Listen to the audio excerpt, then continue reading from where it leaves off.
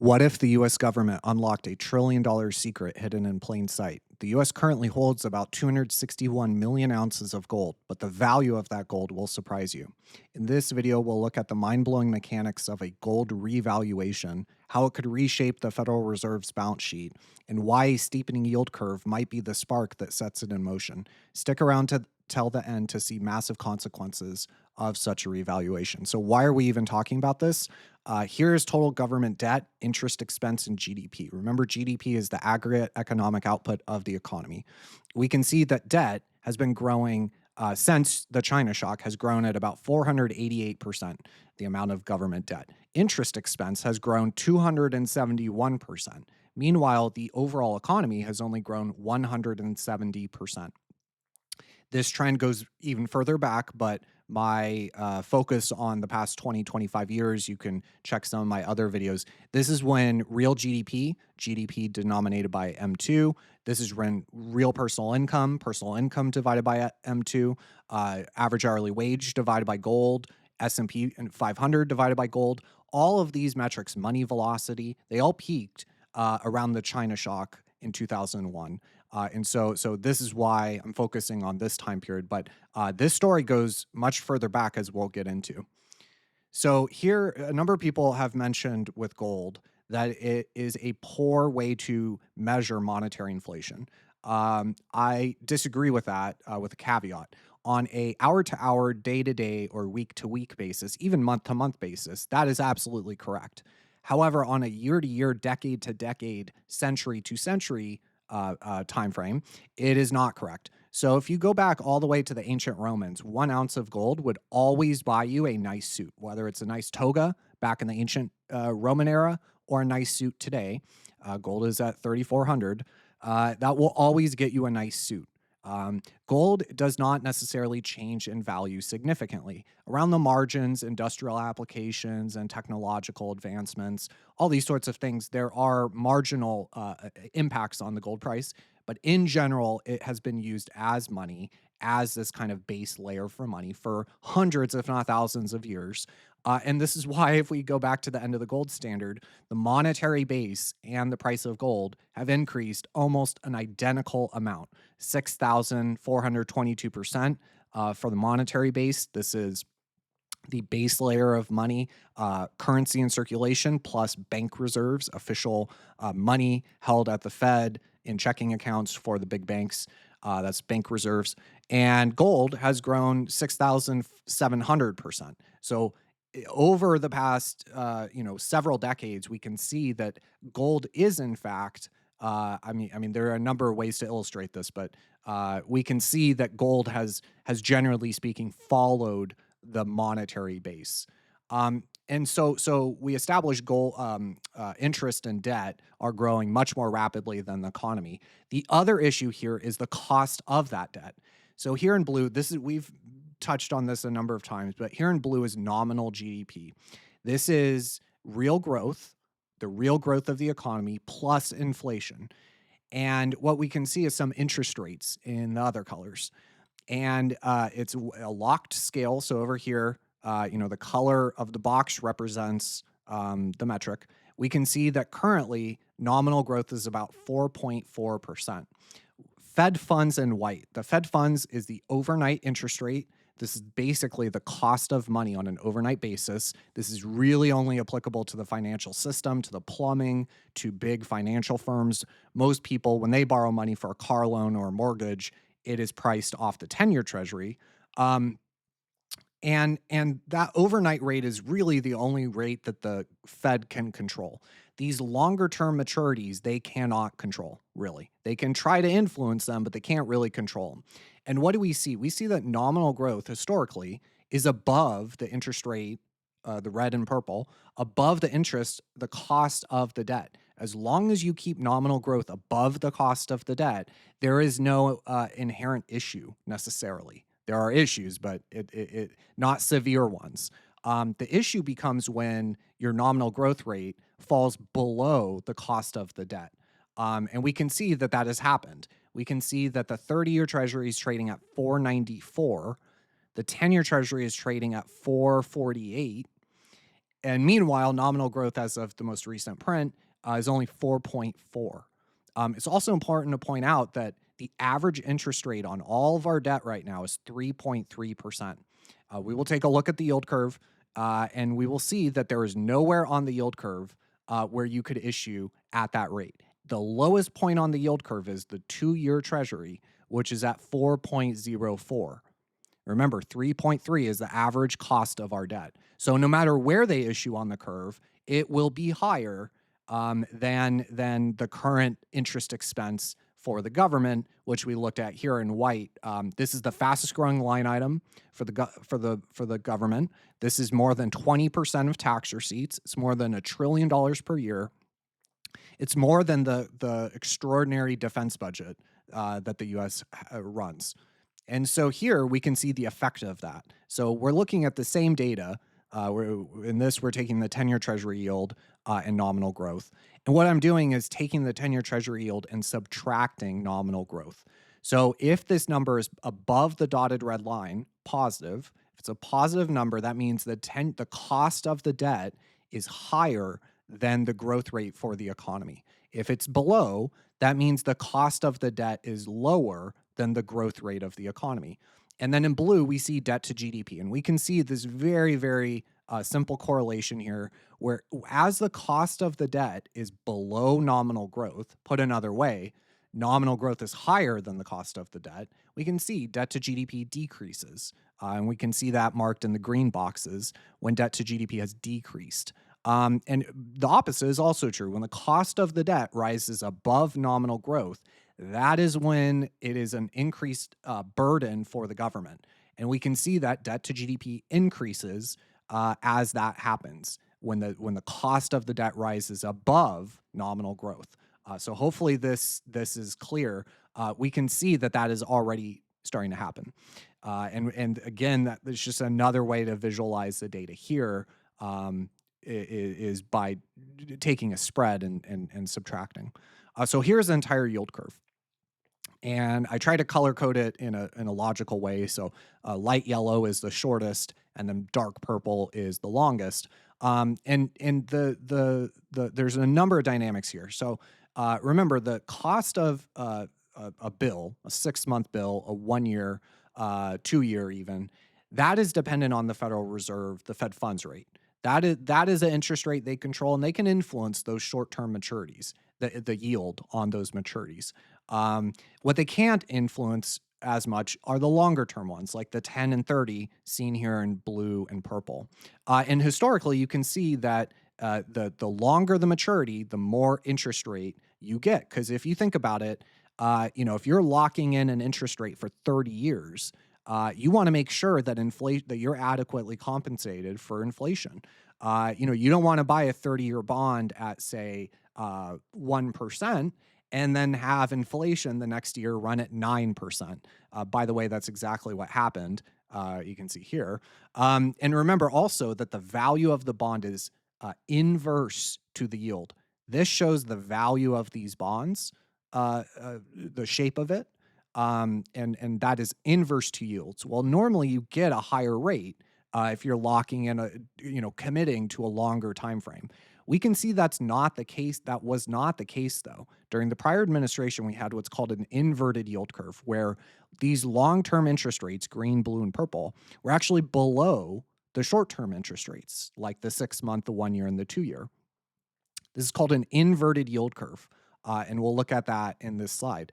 But instead of issuing and terming out the debt at those longer maturities, there was already a low demand.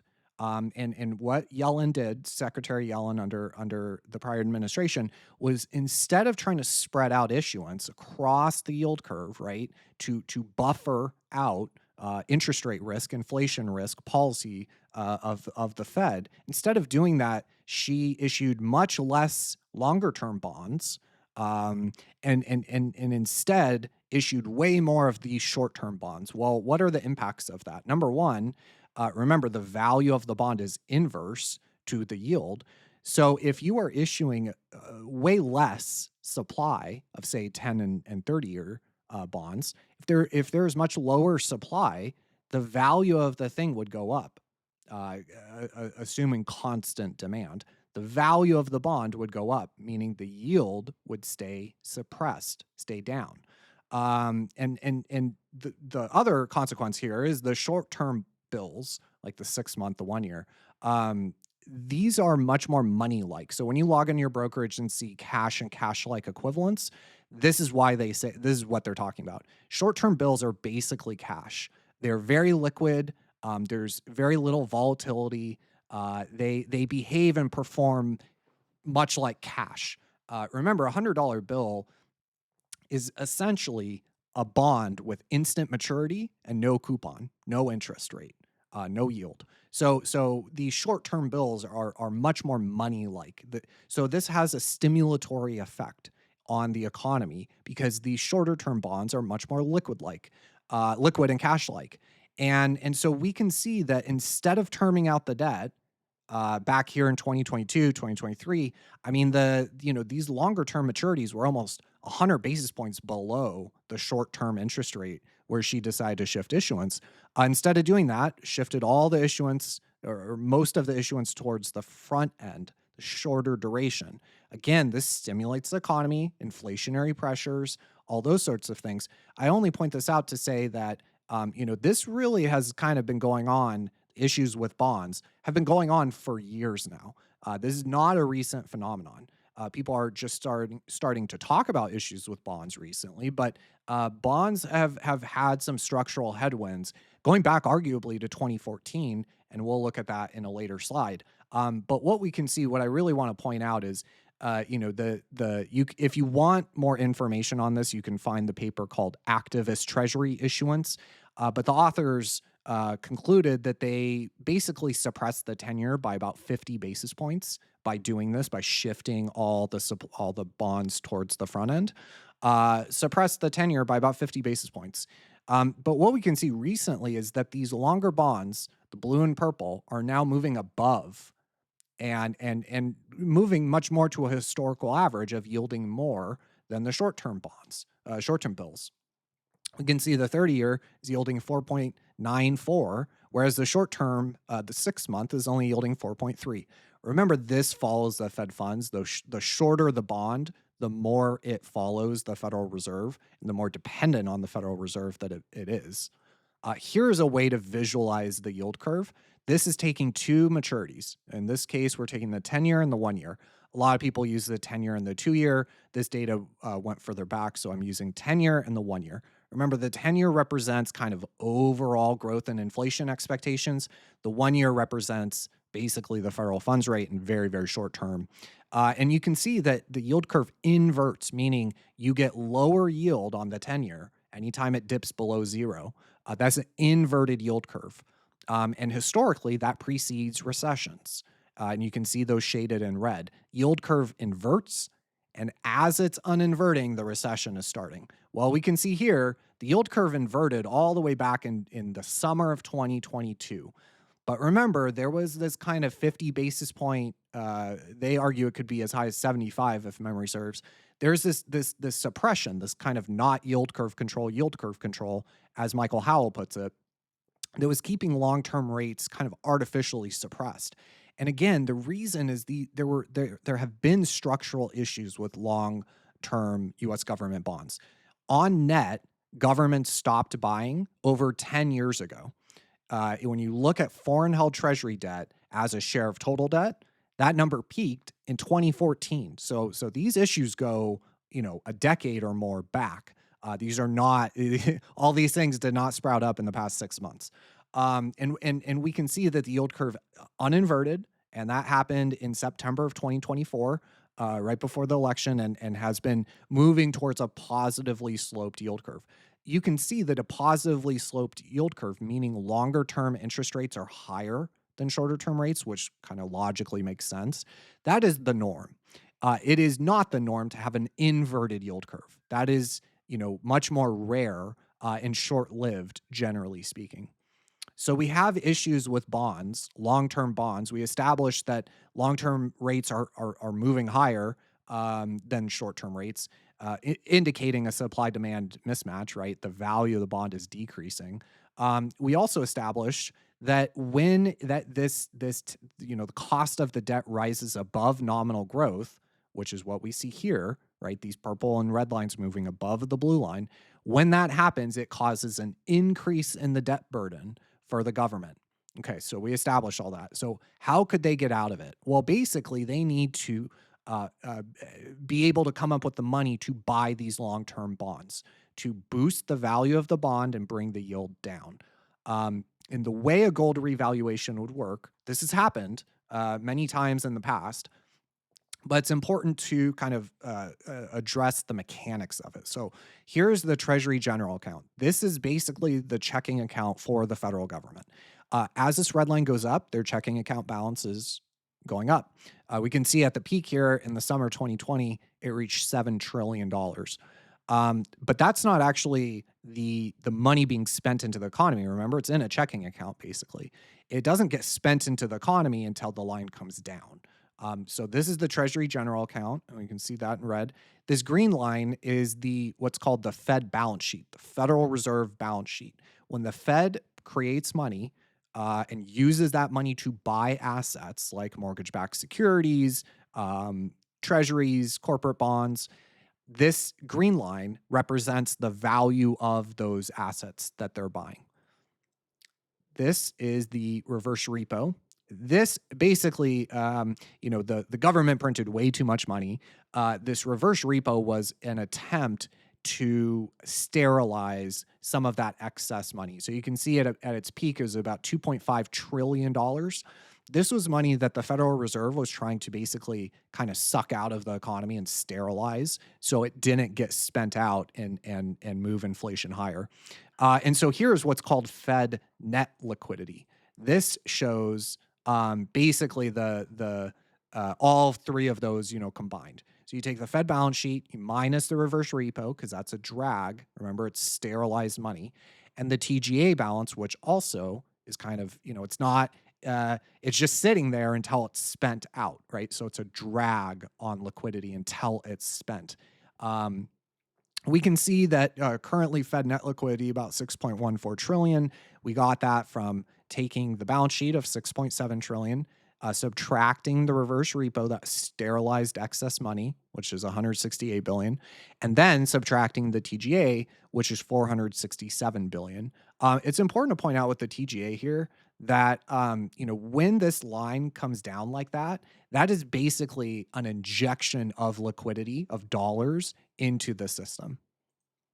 So, how does gold fit into all this? Here in white is the price of gold in dollars, and here are two metrics. So, the government, the U.S. Treasury, holds the physical gold in America.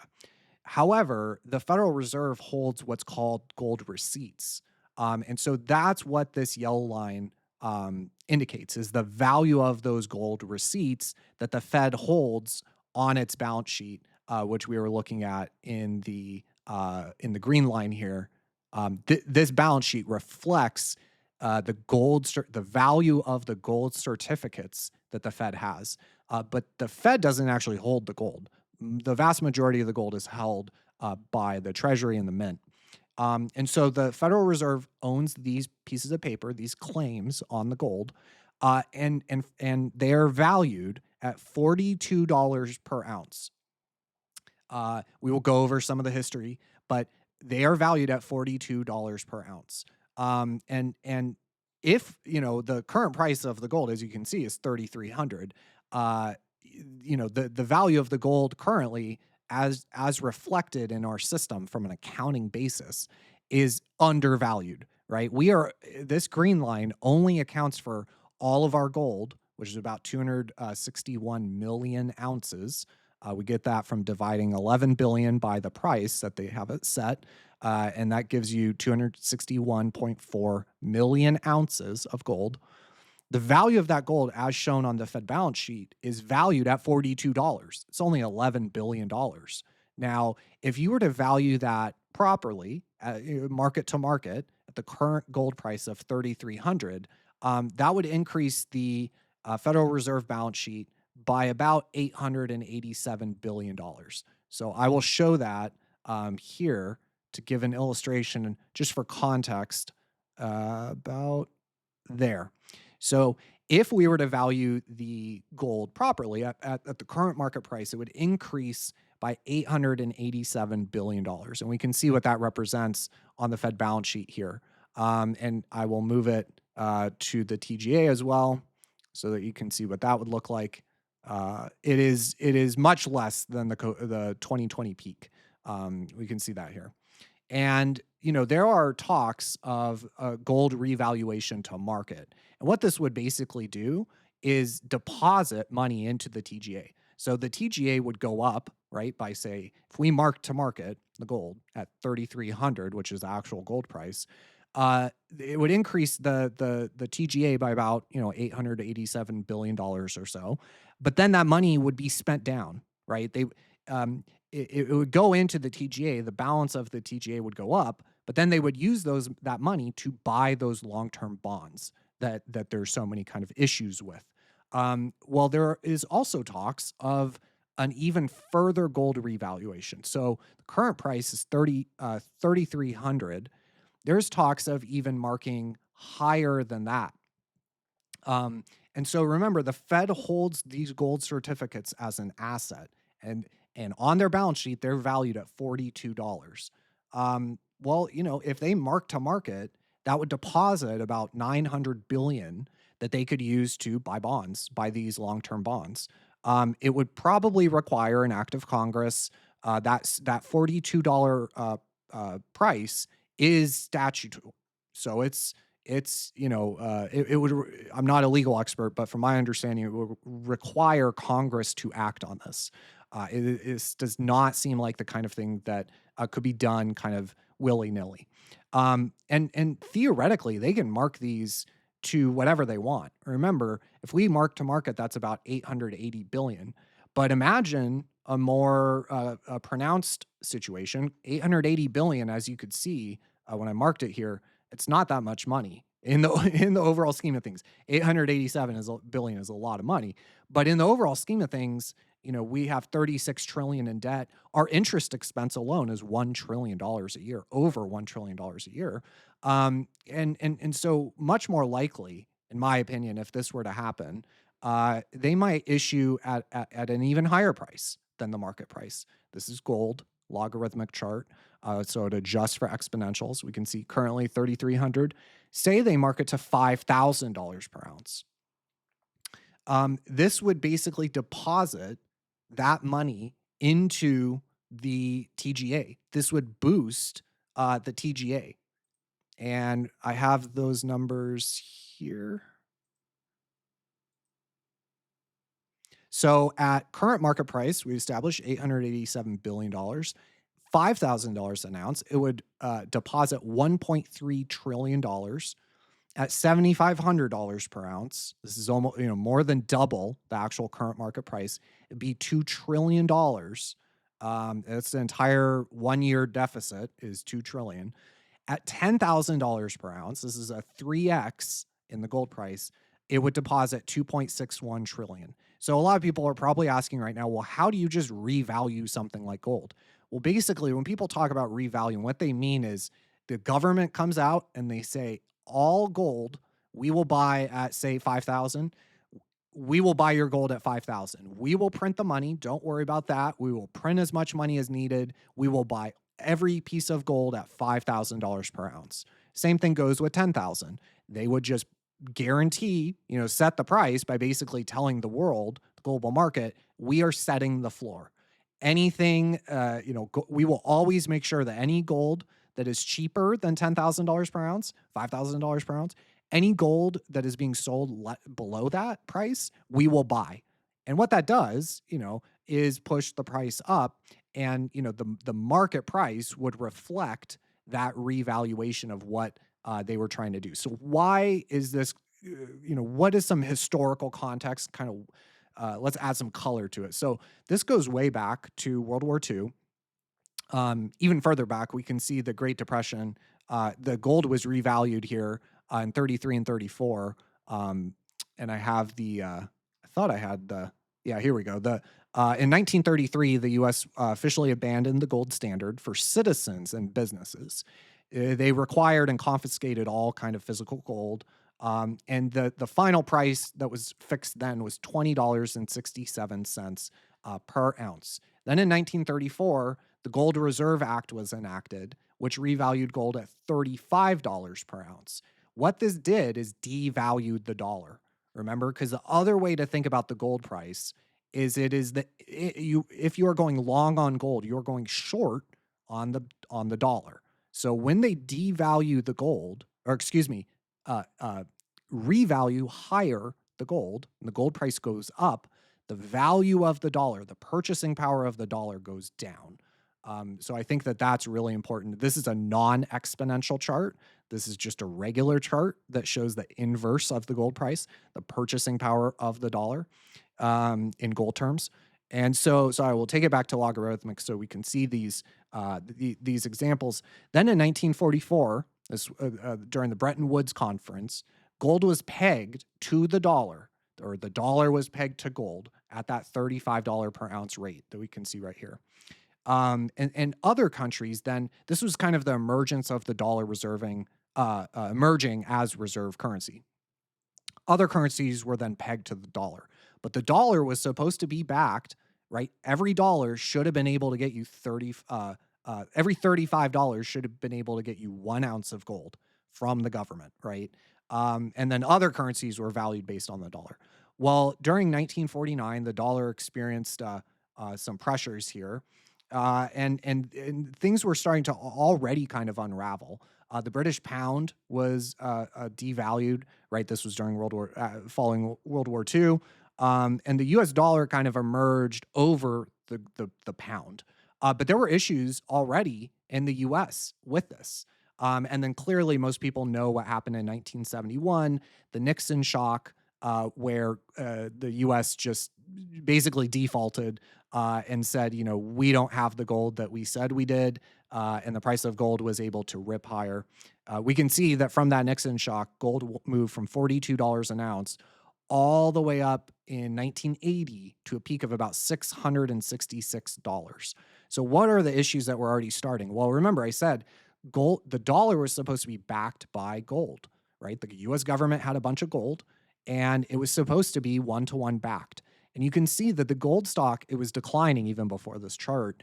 The amount of gold the US government held was in decline going back to the mid 40s.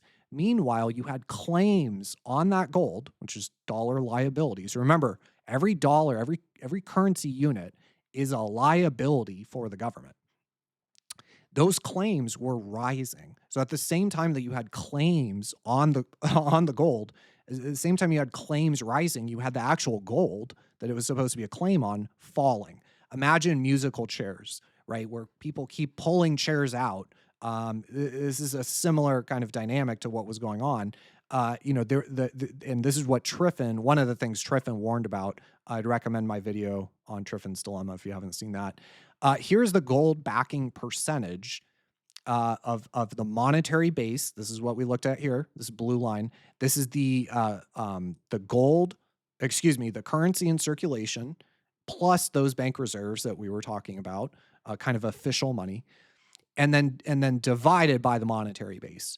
And so what we can see is, this black line represents 100% gold backing. And we can see that we were over collateralized in the mid to late 30s. And this fell, but then when the gold price was allowed to adjust, we can see that we ended up moving back towards some amount of gold backing in 1980.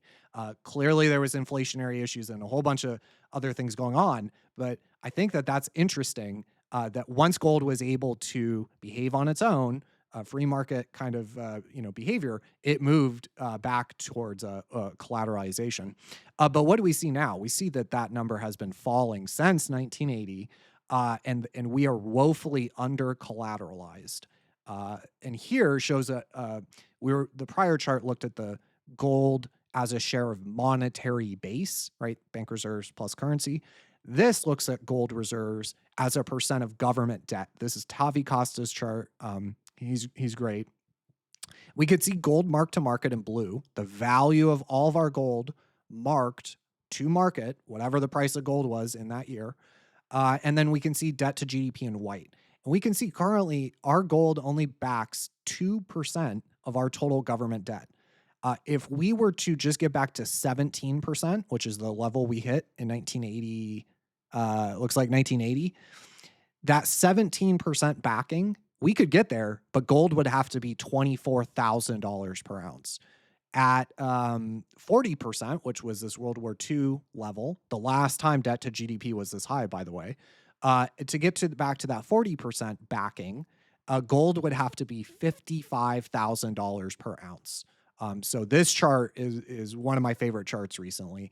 And then here we see gold reserves as a percent of the Federal Reserve balance sheet. And again, look, historically, the gold represented a much larger share of the overall Fed balance sheet. We are very low by historical standards. So a lot of this could be argued, whether you're looking at this chart, debt backing, the gold backing of our debt, or you're looking at the gold backing of our monetary base.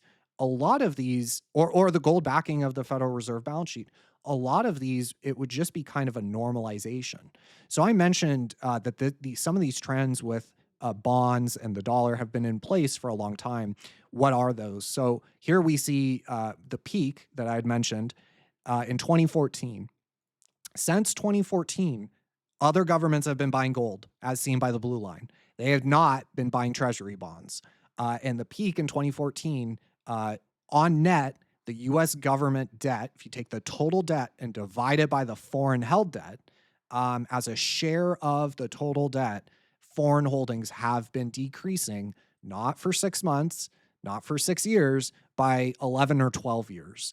And so, there's also historical context. We can see gold has been revalued in the US not too long ago. I mean, 1971 was half a lifetime ago. And then it was also, revalued and before that as well. So a lot of these are not necessarily that. Now, you're talking a $10,000 revaluation that would deposit $2.6 trillion. That's a pretty big deal. But just marking to market 887 billion, it's not nothing, but it's also not necessarily, that significant in terms of, the broader picture. So here I've shown the gold price in dollars and the DXY index. This is one measure of the dollar versus other fiat currencies.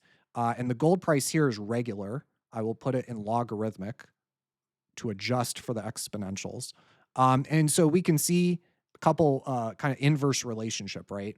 So when the dollar is strong, gold is weak, right? The dollar had it's probably better to look here. The dollar strengthened, right? As seen in red, the dollar strengthened and gold weakened, right? This was the low in gold and the high in the dollar. By the way, this was the Plaza Accord that we've mentioned in our various videos. Here we can see the dollar spiked and it was the bottom in gold. Gold spiked, bottom in gold, in the dollar. So hopefully this inverse relationship is clear. Well, a lot of people go, okay, so if we do this, the gold will do very well. I argue that a lot of this move, I mean, gold has doubled just in the past 3 years. I think a lot of that move is pricing in the likelihood of this sort of revaluation. But gold would probably go much higher, even if we just mark to market gold. That would be a signal, a sentiment boost, right? That could send gold higher. And more than likely, it would send the dollar lower. Well, remember, this administration, the whole reindustrialization, you can't do that when the dollar is so grossly overvalued. You actually need a fairly valued dollar. Well, fairly valued dollar is much lower versus these other fiat currencies, which are artificially weak. The dollar is artificially strong, and these other currencies, most of them, are artificially weak. So to bring everything into balance, the dollar needs to be, it is grossly overvalued. We've talked about this a number of times. Generally speaking, market participants would go, oh, a lower DXY, that's great for risk assets. Well, not necessarily. That correlation has been proven wrong over the past 2, 3, 4 months, right, where the dollar's down and stocks are down and bonds are down. That's something that most American participants have never seen before. That is capital rotation. This could be seen as a signal of stress, right? A gold revaluation could be seen by the market as, especially foreign investors, as, oh, they're in deep trouble. I really got to get my money out of S&P 500 and Nasdaq and real estate, right? It could cause, it could be interpreted in a not so friendly way, where foreigners would want to repatriate some of the tens of trillions of dollars that they have in U.S. assets. And what that would do is send, it could put downward pressure on U.S. financial assets and downward pressure on the dollar. There are certainly risks with this. I would also mention, when you look at the S&P 500 in regular form here, this exponential, let me adjust it for logarithmic. You can see that, generally speaking, the S&P 500 goes up. Well, part of this is just adjusting for monetary debasement, right? Well, once you start to look at the S&P 500 divided by gold, which we kind of established in that second chart, as a pretty good barometer, you can see that S&P 500 denominated in gold has gone nowhere for 10 years. It has just gone straight sideways. And it did this in the 60s, in the mid 60s into the 80s. The S&P 500 in nominal terms went up, but the dollar was losing so much purchasing power that, which is what gold reflects, which caused this to go down. So if you invested in the S&P 500, sure, the number on your brokerage account would be green, right? The purple line goes up, S&P goes up. But when you divide it by gold, when you adjust for the loss of purchasing power, for the currency debasement, once you do that, look at what the real value of the S&P 500 did. It went from 2.5 all the way down to a low of 0.17.